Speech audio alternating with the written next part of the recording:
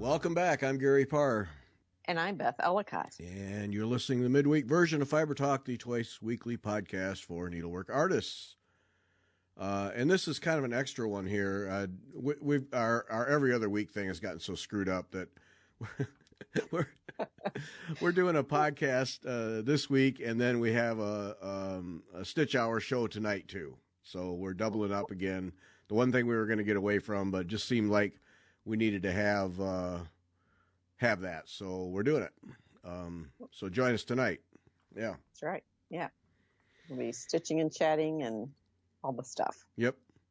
And I assume Jennifer will be with us. Jennifer's getting her house ready to sell and buy a new house. And last communication was she'd torn apart her entire sewing room, and it was all getting packed away. So who knows?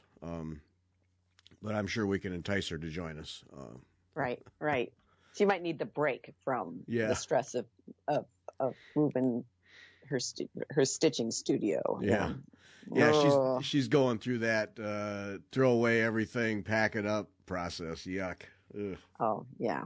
Oh, not fun. Now, this is what makes me nervous. Cindy is in the midst of doing that. Right. You did it not that long ago. Jennifer's doing it. I'm like, oh, am I next? You're next. This is scary. That's like, no. Not me. I didn't think about that, but yep, that's three of us. Yep, 3 of us in 2 years. So buckle up. No, thank you. Oh man. Yep. No. Not again. The kids are going to have to clean out this house. Yep. Yeah. Done. That's it. Yeah.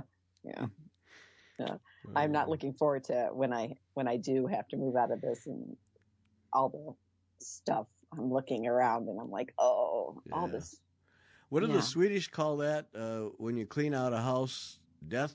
They have some death clean out or. Okay, Swedish death cleaning. They don't do it. You do it while you're alive. Right. Right. So doeth cleaning is what it is. Okay. Right. I have a friend who has a Swedish heritage, and she's been doing that, doing Swedish death cleaning. She'll just she says, you got to think of it as you're not passing it on to your kids. And she only has one son and one daughter, and they really don't want her stuff. She's very crafty. And, and she's like, I just need to get rid of this because who wants my old art journals? No one wants those. No one wants to see them. And so she just has been disposing of them. So the whole idea then is to go through your house to eliminate everything that is not going to get passed on. Pretty much, but things that you're not using. I went and looked through my laundry room closet, and I'm like, I have stuff in here, and why do I have it? Yeah. And so I need to pull some of it out and just take it to Goodwill. Just move it out because no one wants it. And they're going to have to get rid of it anyway. I might as well clear out some of those cabinets and clear some space. Right. Okay, I just wrote down to put in the notes for the show what we talked about, Swedish death cleaning. So that's going to be that'll be one of the items we talked about. Yeah, Swedish death cleaning. People are like, oh, you guys are a little odd. Yeah. Okay, well, that's and see, that's the thing I don't want to dwell on this, but when we moved, we were so proud of ourselves because we got rid of so much stuff, and already I see it creeping back up, and gonna have to. It's easy to do. Yeah. It's easy to do. I think you see something, you think, oh, that's cool, or I like it, but that's the good thing right now. We have a year of not buying anything. And how have you managed? I'm 100% successful. 7 days in. Yep. Excellent. Haven't even been tempted. Nope. Yeah. Well, good. Well, I've been tempted, but that's goes with the course, But I thought, if we stitched just from our stash from our year, we could start something new every month and not make a dent in our stash. Yeah, probably every week. Yeah. Yes. Yes. Yeah, come on, let's be realistic. Every week, yeah, we could start something. Yeah. Yeah, but then I'd go crazy because I would hate all those starts. That's way too many starts for me. Yep. No, I'm a week in. I'm good. Not anything. Well, I got the Jane Turner stuff from Sassy Jack Stitchery, and so getting ready to cut the linen for that and edge it and iron it. And no, I haven't been tempted at all to buy anything. I've been feeling pretty good about that. Yeah.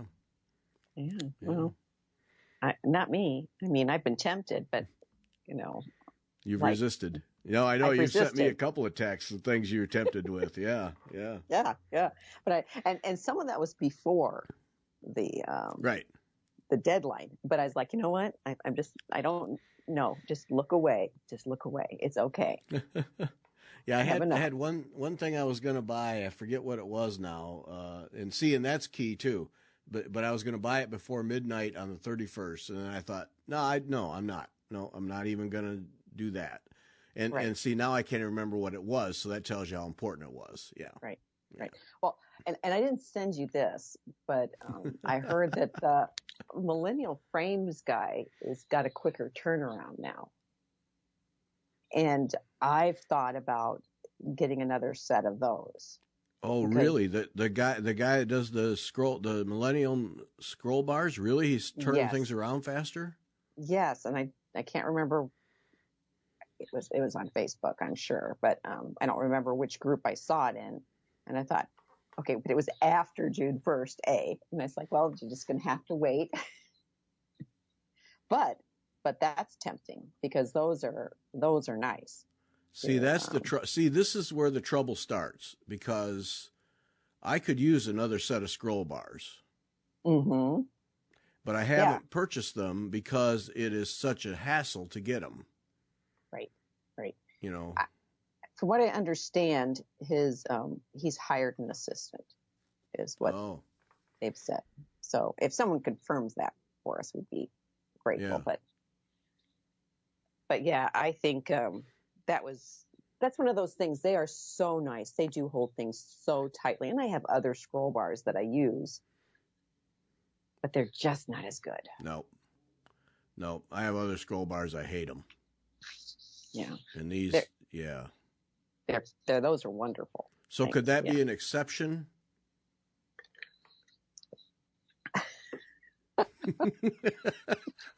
As I laugh hysterically. Tim, what is it? Tim Buckheim or something like that. He's going right now. He's going, I knew they wouldn't make it a month. I knew it. I think we ought to wait and, use what we have. But yeah, that is very tempting. Yeah. Because I was looking at, could if you had somebody with a lathe, could you make your own? No. My boy, well, you could. I mean, if someone who was, but my boys looked into it. I have a brother-in-law who was, what's a die cutter. So he has wood lathes. I mean, he makes things. He can make things. And they're like, Mom, for the price these are selling at, you just ought to buy one. Because they thought it would be too much work to make that, the screw thing. The mechanism was more difficult than they were willing to try. Yeah, the upright, the sides, yeah. Right. And so, those, and they are nice. They're just nicely made, so you'd have someone who'd want to have to play with that design. Yeah, I just need the horizontal bars. Oh, well, that wouldn't be hard then. Because I have a set of long and a set of short side things. Oh. So I'm okay on that. But you only have one set of bars? No, I have two sets of horizontal bars. Okay, but the vertical?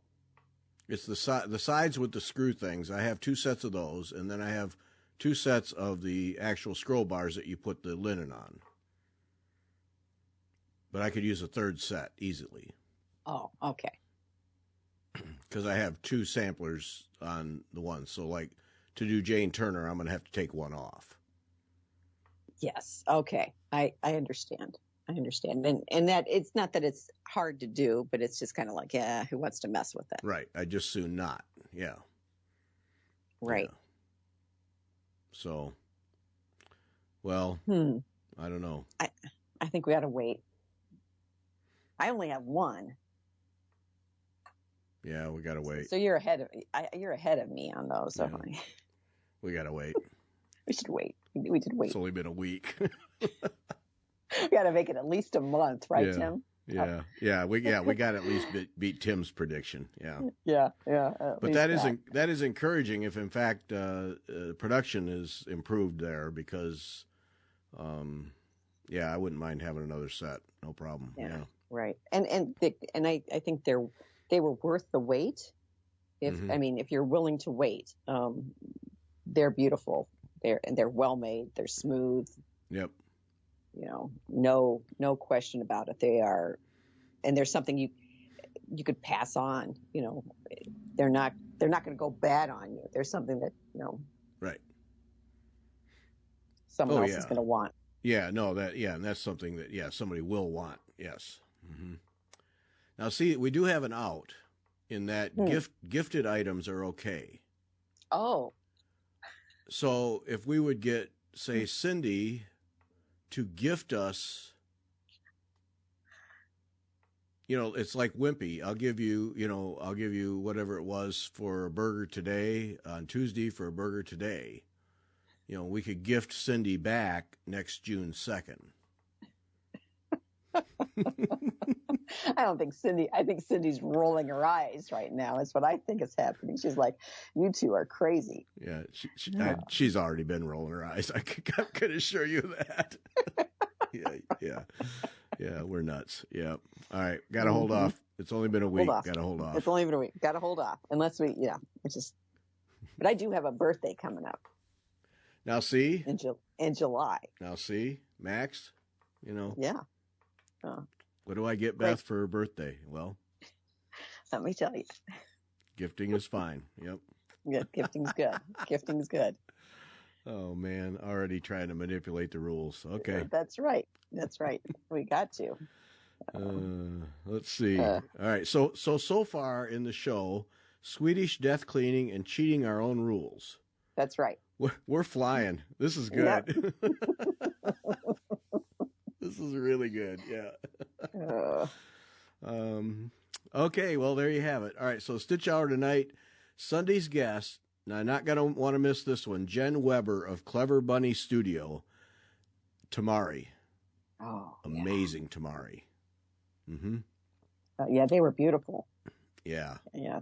And I looked at the images of her stuff, and I'm looking forward to listening to that one. That's going to be great. Yeah. And then she's going to be on the Stitch Hour too, right? Right, next Wednesday. So we'll have back-to-back Stitch Hours, and next Wednesday Jen Weber is going to join us. And I think I said it in one of the shows that we're just going to let Jennifer and Jen talk about Tamari and watch them. We're just going to watch them. Yeah. But so Sunday's show you want to listen, and then the 14th, the Stitch Hour, 8:00 Eastern Time, Jen will be our guest, and so then she'll show us her Tamari work and talk about it, and we'll just ogle stuff. So yeah, that's one technique I've never tried. It's I'll tell you, it's really tempting to give it a whirl. I think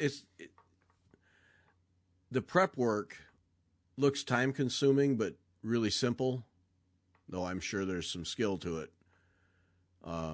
But then when it goes to actually creating the things, I'm sure that gets challenging. Yeah. Right. And I know, because you have to have things spaced evenly, I'm not good at eyeballing. My spatial distancing isn't good. So that's what always kind of like, mine is going to come out wonky no matter what. So it's like, oh, why bother, And as I tell people, I really don't need something else that I like to do. Yeah. I have enough techniques that I enjoy, that I love. And so I'll just admire those from afar. But they are tempting because I do, as my friends all know, I love circles and I love spheres. There's something about that shape that I love. So seeing them, I follow someone else who dyes threads, and she occasionally will show an image of a tamari ball, and they're just so gorgeous. Yep. But I'm like, oh, no. Yep. Well, every time we see Jennifer's, it's like, holy smokes, to be able to do that. Oh man. I know. Yeah. Hers, the one that's yellow, the big one with is it got sunflowers all over it? Yeah. Or just different? Yeah. Yeah. That's the one for me. Yep. Mm-hmm. Of all of them, that's the one. Yeah. Yeah. Yeah. Yeah. If you ever don't want that one, Jennifer, I have a home for it. And it would be a gift, so it would be within the rules. Yes. That's right. It's a gift. It's a gift. And Jennifer says over my dead body. Yeah. Yeah. I don't think that's going anywhere. No, I don't think so. No. She's like, yeah, no way. No way. Dream on, lady. Make your own. Yeah. No, not going anywhere. Yeah. No. So, so Tamari Sunday and next Wednesday. Don't miss it. And Jen, that was terrific talking with her, but, don't miss it. Really good stuff. Even if, like so many things, even if you're never going to make a Tamari ball, just to admire the art is worth the time. Yeah. Right. Yep. Learn something new. Yep. It's always fun. Yep. So, okay, so I'm going to have to take, now that we can't cheat the rules, I'm going to have to take a sampler off of my scroll bars to do Jane Turner. And what fabric are you using for Jane? Russian tea cake. Okay, is that what? I know it has a slight tint to it. Is it slight gray? I can't remember. Is it slight pink? Or do you know? You're asking yes. Me? Yeah. I don't know. Hang on just a second.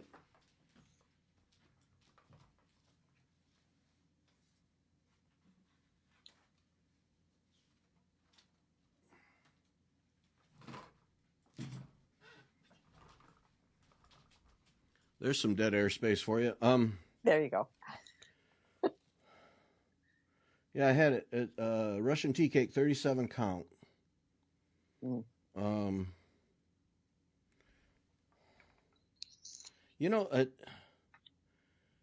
Is there a hint of green in this? Yeah, there's something. It's got a slight tint to it. Yeah, it's definitely an off-white.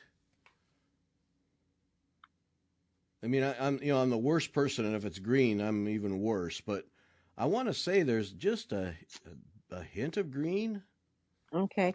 Well, I'm really curious because I've got I found a piece of antique. I think mine is 40 count. Now I don't know. Did I write it down somewhere? Of course not. I think it's antique white though. And mine are already on. I don't want to move around too much. You guys will hear terrible noises. But I think mine are already on my bars.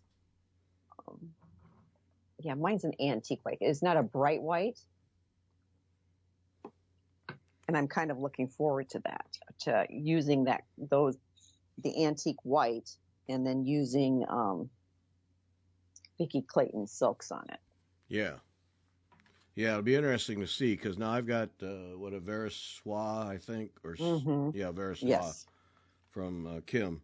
Yeah, I want to. I put a white piece of paper up there. I want to say that there might be a little green. It's definitely an off-white, a little green tint to it, but it's the one I did. Hannah Longstreth did that on Russian tea cake, and that worked out great. Yeah, and I think it's a nice fabric. I mean, that's nice to stitch on. Oh, it's a nice heavy linen, yeah. I got a fat half from Kim. Oh, nice. Oh, that means I got plenty extra later. Yeah. And here's the thing, though. I just realized I need a number 8 pearl cotton. Oh. 931. Oh, that's a blue. I think I've got that in my stash. If I have number 8 is the question. Yeah. Oh, well. I'll have to look through my stuff. Mine's over on the table there. I can't tell, and the light isn't on over there. So, well, and that's what I'm looking at the pattern. So 931 is technically the color. Okay. But that's not until we get to the middle of the sampler. So I'm not worried about it right now. Right. If I get all the way down to that girl before next year. Yeah, exactly. Yeah. So I'm gonna. I hope this weekend I'm gonna cut the fabric and edge it, and then go through my process of getting the creases out. Okay, so here's my question for you, and I didn't do this, and I'm wondering if, and she doesn't say to in the instructions. Are you going to mark the center line and mark the two edges? Yeah. Yep. Yeah, I'll do what I normally do, which is to mark the center and then top center and then top left. Yep. So you're not going to do okay, but we're going to do a running stitch down the edges then? I hadn't decided, but I think I am. I think I'm going to try and do more than just my usual tie a little knot, at each of those spots, because it sure seems to help people. And I think I'm thinking, because this is such a long piece, and it's complicated. It's not an easy. It's not going to be an easy stitch. That especially the center one will be nice to have. Yeah. Although the center is not marked on the pattern that I can see. Yeah, these are older style patterns too, which is why I think I'm going to mark up my. I'm going to do some basting on my linen just to help me along here. Yeah. Mm-hmm. Oh, that's right. I got to get over to FedEx or something and make copies of the chart too, because we talked about that. I need some copies that you can blow up and mark up, because this is going to take some. There's going to be some pencil work with this thing just to keep track of where you're at. Yeah. Right. I got to do that. Yeah. And I'm anxious to start this. I'm ready to pull out threads and needle and get started on that first band. Me too. Yeah, I'm gonna like Sarah Parr. I haven't worked on that now in many days, and I'm just gonna roll that up and put it away. And I want to go all in on this Jane Turner. It looks like fun. Yeah. Yeah. Nice challenge. Yep. So. Lots of fun little satin stitch in here on this first band. It's kind of fun to try to get those tiny little satin stitches in nice. Yeah, it seems like it's a good warm up. The first couple bands are a good warm up before you really get into the meat of things. So yeah. Mm-hmm. Okay, we should, for people who might wonder. All right, we're starting from scratch on this. So I've got a piece of linen that's been folded. It's cut, folded, and so our process for getting ready to do a sampler. It doesn't matter, sampler or anything else, but a piece of cross stitch on linen. So what do you do for your linen? How do you prep your linen? Well, if it has a bunch of wrinkles in it, then I think this was Jen Aiden Christie suggests, taking it and running, I do the drop of Dawn and soak it in there, and then I run it under water, holding it. Then I roll it in the towel and do the Gary stomp. And then I don't let it dry. I take it immediately downstairs and I iron it and see if I get all the wrinkles out. If that doesn't work and it's still, and I don't like if there's a line crease, then I go and do the process again. If I can't get that, like there might be something in there that's really hard creased, I'll do that again. Yeah. But then I've cut it and serged the edges already though, because I do that first before I wash it. But yeah, that's what I do to start.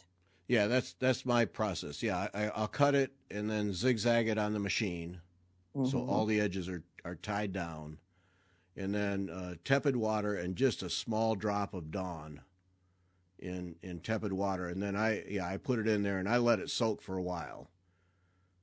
Yeah. A couple hours or so, then pull it out, then rinse it twice in the same tepid water, because you don't want hot water. No. Because you'll shrink it. And then roll it up in a towel. To me, that's so key. Roll it up, and boy, like I have a bunch of towels I use for bikes that are towels that you can wipe grease with or whatever, and make sure it's a towel that is not going to transfer any color or anything. If you've got a white cotton towel, that's key. But yeah, you want to make sure, and then roll it up, and then actually stand on it.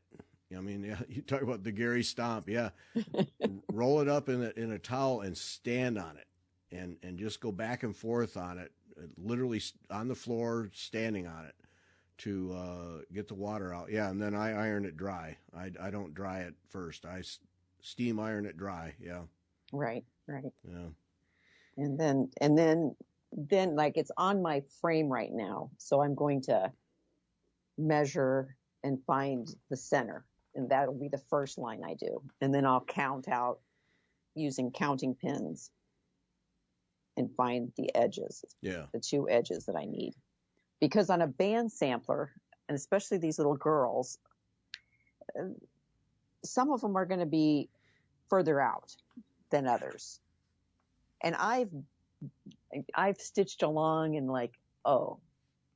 I've gone too far and had to rip out on band samplers. And you're like, so at least if you know your edge, then you won't make that mistake. Yeah.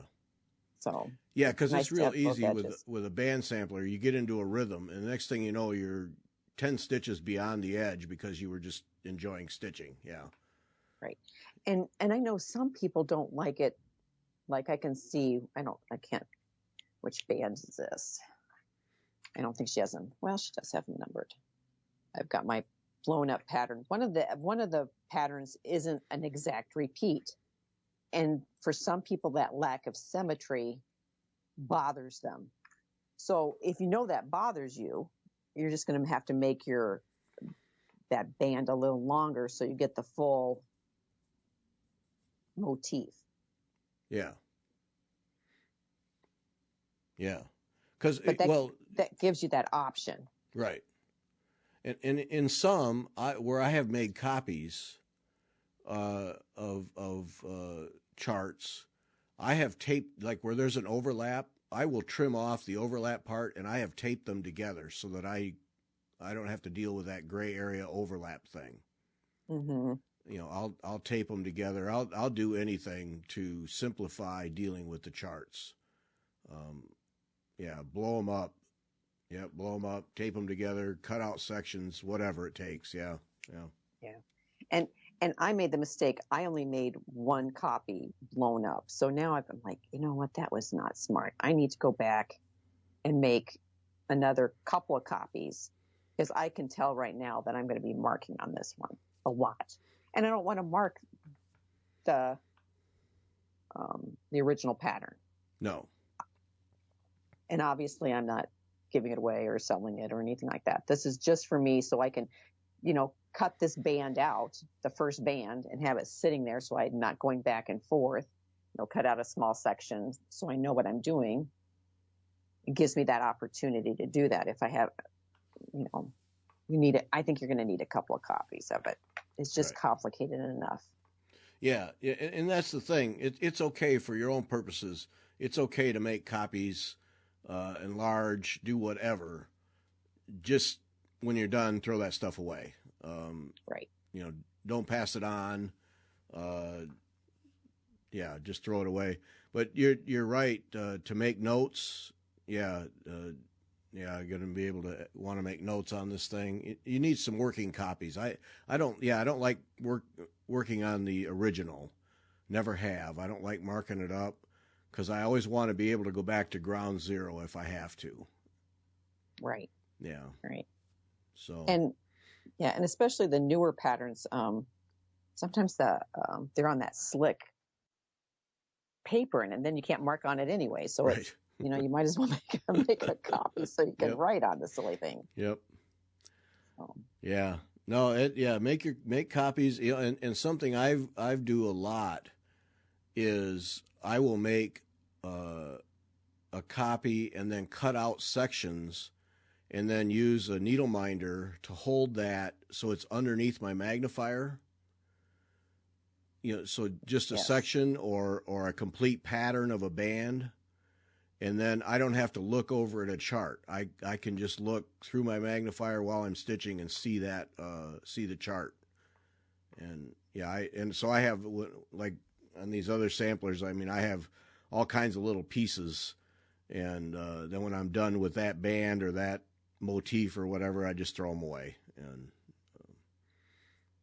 but yeah, I like having that under the magnifier. Then I'm not looking back and forth and refining my spot or anything. It goes faster. Right. And I have been not doing that, and I've been thinking, this is, and then losing my spot and thinking, why don't I just go and make a copy of this silly thing so I know where I am? Yep. It would make life so much easier. So much easier. Yeah, because every time you look at it away from your work to a chart and come back, then you got to find where you're at, your spot. You waste so much time. Just have it right there under the magnifier in the light, and then you can just keep going. It's just more efficient. Yeah. Yeah. And you're less likely to make a mistake. At least that's the theory, right? That's what they say. That's what they say. Yep. So you're not doing reverse stitching, which I don't like to do. Right. So now, all right. So you're going to do some color changing, and you're using what's the silk again? It's Vicki Clayton's hand dyed silk, hand dyed fibers. Oh yes. Okay. I think it's her official name. And I'm thinking of, because like that, whatever, I don't know what that pink is that's on the first band. It might be a peach or something. Uh-huh. I'm not fond of it. So I probably will brighten that up to start with. It's it. And because it's just a little too, not me. I need a little brighter. I need a little bit brighter. I'm just looking to see what color that is. It's a light peach. Okay. And so I'll probably start there. Start by, I'll pull the colors out. I'll look at them and see how I like it, how they look together. I mean, I love the blue. But I think I just need to change it a little bit. And I don't like the color whatever that, at least on the image, of the lady's dress. Uh-huh. I like, yeah, that's gotta go. Gotta go.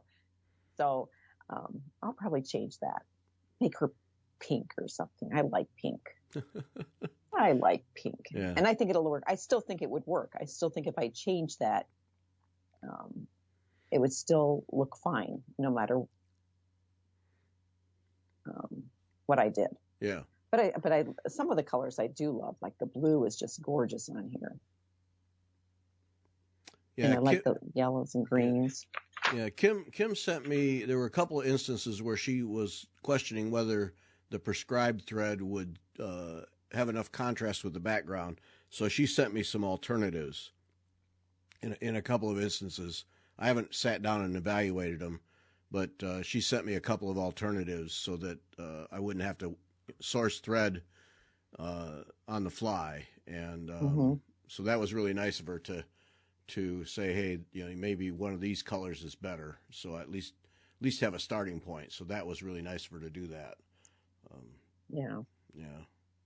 And I've done this before on band samplers.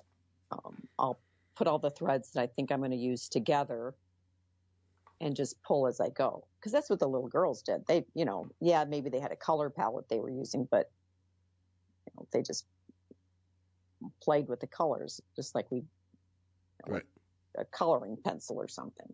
Yeah. But well, and I think that's band samplers offer that luxury that maybe other designs don't. Is changing color is really pretty easy because each band is defined clearly. Right.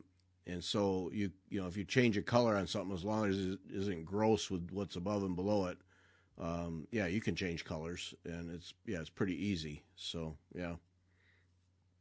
Yeah. Yeah. And I found, like, there's the satin stitches. When you change some of those, you have to be a little careful because it might turn out too bright. At least because I tend to change things to make them brighter, but I have to be a little more careful about that to make sure it's like not overwhelming the pattern. Yeah. Yeah. Yeah. Because it does. One band that stands out, and that's all you can look at. Yeah. Right. And even because of the satin stitch, it's the color's more dense. Right. And I have to remind myself of that. But yeah, I'm looking forward to playing with this. This is going to be so much fun.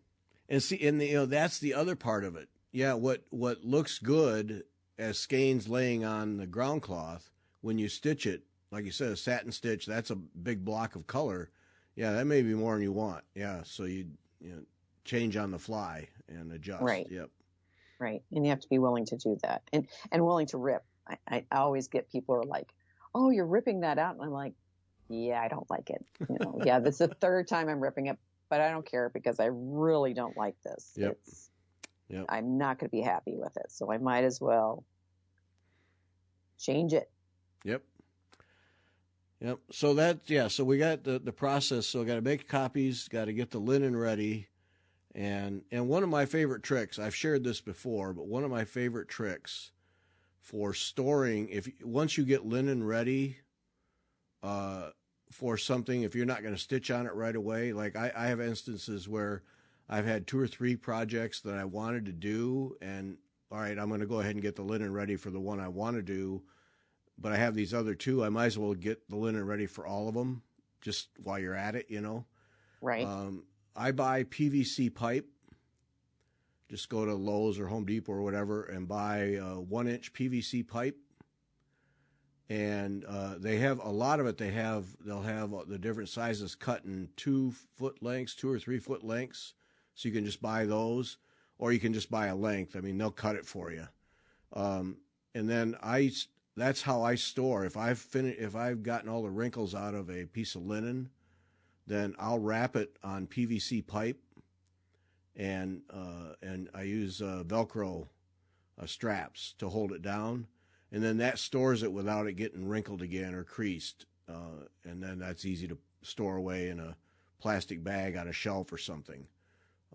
That's one of my favorite tricks is to just wrap it around PVC pipe, because clean that pipe thoroughly with alcohol. I use alcohol to make sure that there's no crud on it, and then store it, and don't seal it up because there's a lot of plastics there. You want it to be able to evaporate out. But then when you're ready to use it, even if it's a year from now, then you've got a piece of linen that's all wrinkle free and ready to go, and rather than folding it up. Yeah. And I keep thinking, I should be more organized and take my linens and do that. So and I'm like, yeah, no, because I don't like that process. I don't like setting up. I just don't. And I think it stops me from starting new projects, believe it or not, because I'm like, I've got to go and set this up. Well, maybe I'll just work on something that's already started. So I don't know why. That's interesting. I rather enjoy that whole process of getting it ready. Yeah. Yeah. No. Oh no. I don't. I'd rather just start something. If someone would set it up for me, and I could just go, then that makes me happy. That would make me happy. But I haven't found anyone willing to do that yet. So it's just me. Yeah, I'm not volunteering. No, got my own to do. Sorry. Yeah, and that's what most people. They're like, no, do your own stuff. Yeah. Yep. Do it yourself. But yeah, that's how I store. And that's another thing. If you go to Home Depot or Lowe's or whatever, the section where they have the Velcro, they sell rolls of Velcro straps. They're perforated together, and I don't know, they're probably 6 inches long or so. They're made for tying up cords, but you can get a roll like of 100 of them for next to nothing. And I buy those and use those to wrap around all manner of stitching things. And they're that really small Velcro, not the big hairy stuff, but the micro Velcro. I don't even know what it's called, but very handy for like wrapping around linen that's on tubes or any number of things. I use that a lot, and it's just handy to have around. Yeah. Okay, so what are you going to do? Okay, so you had to take something off. Right. One of your bars. What are you going to do with the piece you're taking off that you're not finished with yet? Put it on PVC pipe. So you have a PVC pipe that's for incomplete projects. Right. Right. Okay. Yeah, I'll put it on a piece of pipe. I've got an 8-foot length that's in the garage just specifically for that. So I'll just cut off whatever width I need if I don't already have one. And then, a finished piece or a partially finished piece that I don't want to fold because I don't want to then add wrinkles or creases. That goes on pipe, gets wrapped with those Velcro straps. And I always put it on so that the stitched part is on the inside so that what's on the outside is unstitched linen. And then put it in a plastic bag, and I don't seal up the bag. I just put it in there to keep dust and stuff off of it. And put it on a shelf. Yeah. All right. That's good. Yeah. I was just wondering because, I remember I used to put them on tubes of, paper towel tubes. Yeah. And I was like, oh, no, that's bad, because that's got to leach out eventually. Right. Acid content in those things is quite high. Yeah. Right. And, so I stopped doing that, but it's like, now what do you do with them? So they just sit on the scroll frames waiting for me to go back to them. I'm like, that's a waste of scroll frame space too. Right, so I think, right. Rah. Yeah, no, I buy a 6-foot or 8-foot length of pipe and just cut it and clean it and make sure there's no spiders in the inside, Yeah. You gotta watch that. But then and just put it away. And then when I'm ready to work on it, then I don't have this piece that's creased or anything, and I put it on the scroll bars and go right back to work. Yeah. Yep. It's worth. I'm guessing that's worth the extra effort to do that because then you're right. You can just pull out your piece and put it back on the scroll bars, and you don't have to mess with ironing it and all that. Right. And I wrap it when I wrap it on the PVC. I wrap it somewhat loose so that, I don't have stitches making impressions on the layer over the top of it or, I don't make it really, really tight. I just make it, firm. Right. Yeah. Well, and I'm just wondering, I'm just thinking aloud here. I'm wondering because, the PVC, of course, will leach a little bit of plastic out. What if you wrap that in like a piece of muslin or something, and then wrapped your stuff around it? Yeah. So it's not touching that PVC pipe. Yeah, you could do that, or acid-free tissue paper. Yeah. Mm-hmm. Yeah. Yep. I'm just wondering. Yeah. I have, usually when I do those, I get back to it in a reasonable amount of time, like less than a year or so I don't worry too much about it. But yeah, there is a plasticizer that's going to leach out. That's why I never seal up the bags I store them in. Leave them completely open. I'm sensitive to that. But wrapping the pipe in acid-free paper or muslin or something, would probably be one more step you could do to just protect your piece. Yeah. Right. Yeah. And I think we spend so much time on our pieces, and then if we put them away for whatever reason, it'd be nice not for them to have issues. Right. Exactly. Yuck. Yep. Yeah. So, I just put them away. The only thing I don't have worked out is the threads, so I'll have threads on thread drops or in floss away bags on a ring. and then I'll put a tag on that says what project it's for. And I tend to, as for samplers, I tend to keep those threads all together. I don't put them back into the regular circulation, so that, when I go to work on it, I can pull out that ring of threads and know that I have everything that goes with that sampler. Right. Yeah. Right. And I put them sometimes in like if I'm working on a project it's got a lot of threads, like especially needlepoint, I'll put it in like a little plastic shoebox if I'm changing colors and I have a whole bunch of stuff. Yeah. But I don't put the lid on it tight. I just kind of lightly cover it. So that way it's getting a little air circulation. Yeah. But yeah. I think, well, and that's important. Don't seal these things up. Like if floss away bags, I zip lock them about 2/3 of the way and leave one end or the other unsealed, just so some air can get in and out. Because a long time ago, we had a conservator person, and that was where I learned from her. She said that storing stuff in plastic is fine as long as you don't seal it up. That's when you start to introduce trouble. But if air can get in and out to some degree, then you'll be fine. So, yeah, I just have always followed that. But yeah, everything is, and I should probably, like my tackle boxes that have all my DMC floss, I should probably have a practice of every couple of months opening the lids and letting those air out. I probably should do that. Yeah. Yeah. Look through your stash. Yeah. And give an excuse to look through everything. Right. Yeah. Just kind of sit back one day, let it all air out. Yeah. Yep. So, yeah. So, all right. So we're, coming up here, underway. Yeah. It's going to be a good challenge. I'm looking forward to it. Yeah. And I think I was reading an article about challenges, about how do you improve your art. And that was one of the things that was suggested, that you need to do something that's just a little challenging. And I thought, am I doing anything challenging? And I thought, well, I'm getting ready to do Jane Turner. She's going to be a challenge. That'll do it. Yep. So. Yep. And that, that's another thing. Edna Sanabia sent us some questions, topics to talk about. And one of the questions she sent is why so many samplers got produced in cross stitch. Why not stem stitch or some other stitch? And but now Jane Turner is one of several that we've now purchased from the Sampler that are not pure cross stitch pieces.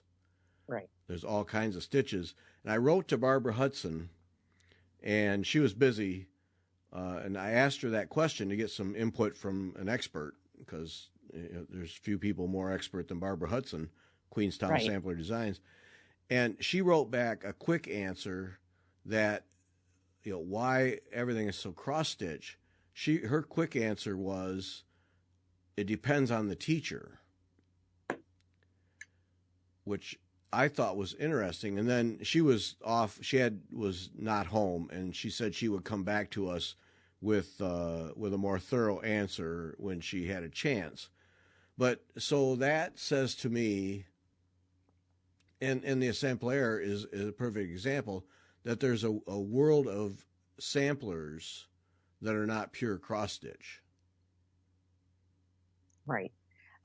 I think I've heard designers say that to reproduce the ones that are not just cross stitch are more difficult. And right now people are stitching more cross stitch. That's what they tend to do. But I never thought about it being the teachers. It just depended on the person who was teaching the girl. Yeah. Is that what she meant? That's what she meant. Yeah. It depends on who the teachers were, whether it was cross stitch or a mix or a whole bunch of other stitches. Yeah. That was the teacher. So I'm interested in the deeper answer to that, because they're, just about, I'd say 90% of the samplers we see are pure cross stitch. Right. So is that that raises the question, is that a market-driven thing? That what sells are cross-stitch pieces because that's what people want to do, is just make X's.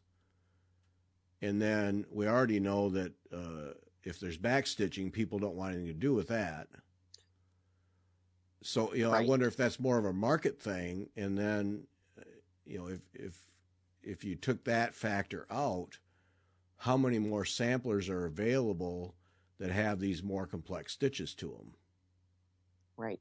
Well, and I remember Kim showed us some that she has in her collection that were more than just, and she said, and I remember her saying that they were just hard to reproduce too, because the teacher would draw the lines on, maybe so that the student would just do the chain stitch or do the whatever.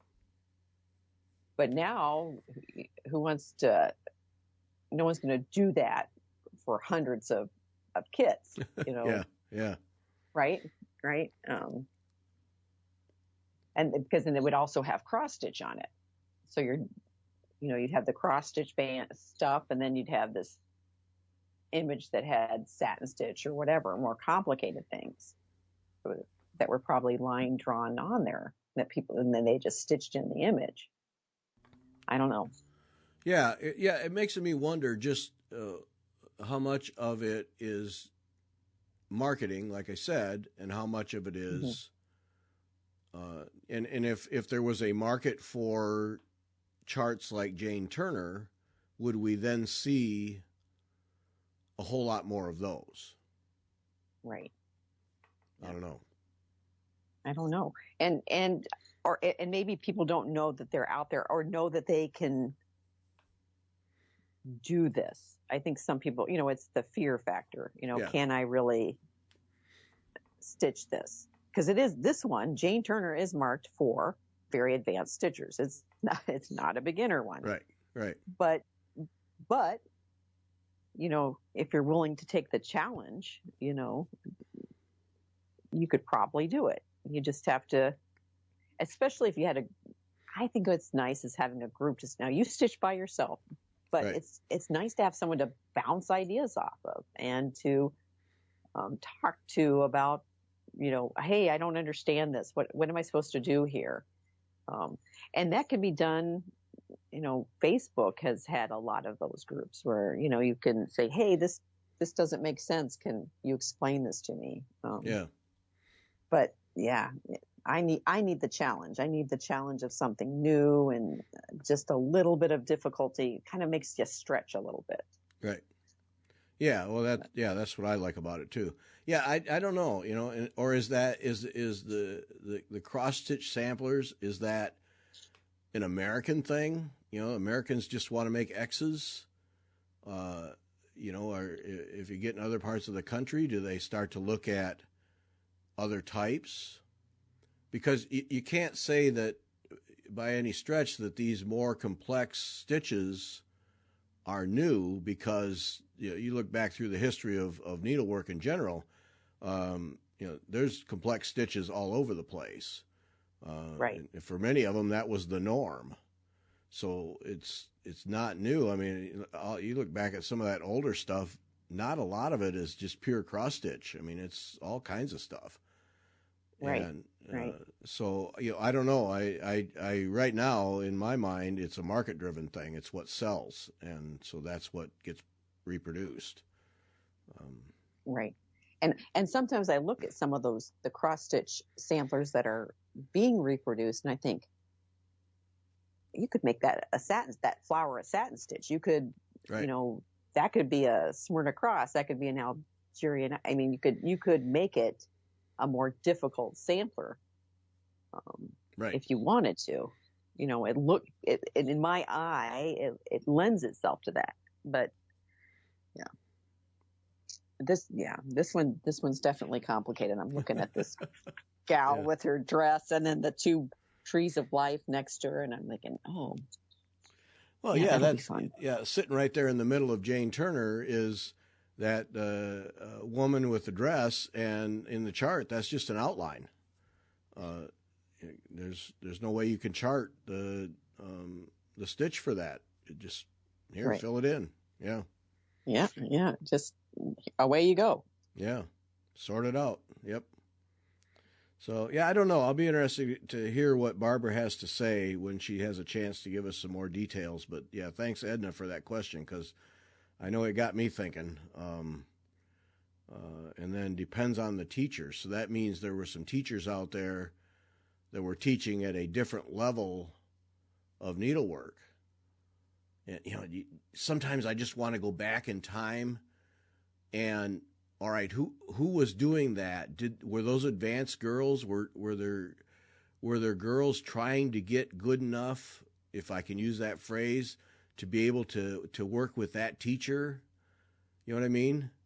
Right. And or was it wealth driven? Yeah. You started maybe with a simple cross stitch, but you had enough money to do another sampler. Because remember, the linen, the silks, these all, and the teacher, they all cost money. And how much do you educate girls in that era? Yeah. I mean, how much money are you willing to spend on them? And because I'm serious, it has to do with, how women were viewed at the time, and how much money you were willing to spend on their education. So, I'm guessing Jane Turner, probably her parents had a little bit more money, because this is, as it says in the chart, she would have had to make other samplers before she made this one. This is much more advanced. Yeah. So. Yeah, and you're exactly right, and we forget all of that. The cost and the value of any piece of cloth or any thread relative to us who buy it and throw it away and cut it and do whatever with it and collect it by the boatloads. And back in those days, that luxury wasn't there. Right. Unless you were, very well off. Mm-hmm. And yet that was the way that young ladies developed a skill that made them valuable as wives, sadly, or even in the work world, was needlework. And we forget all that. We forget how women were basically treated as second-class citizens in so many ways. And how much money are you willing to invest in your daughter as opposed to your son in terms of education? And vast difference. Yeah. Right. And so, that would make a difference in what kind of samplers were coming out too.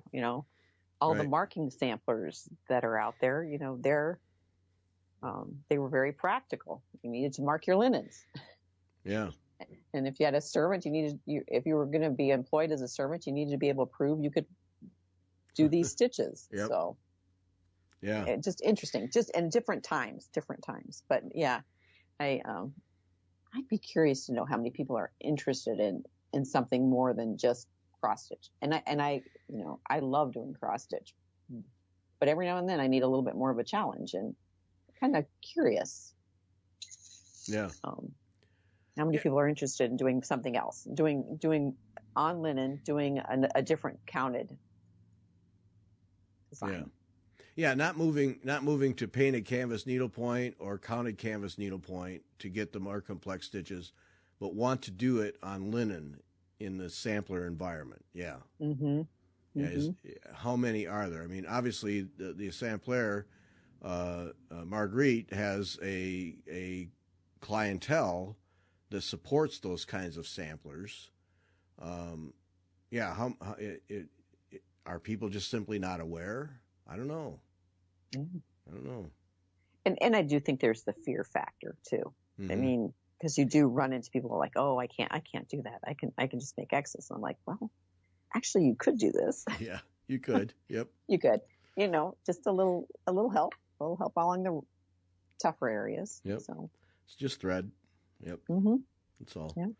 Yeah. No, it's interesting. Interesting little world. So we'll hear, I'm sure, much more from Barbara.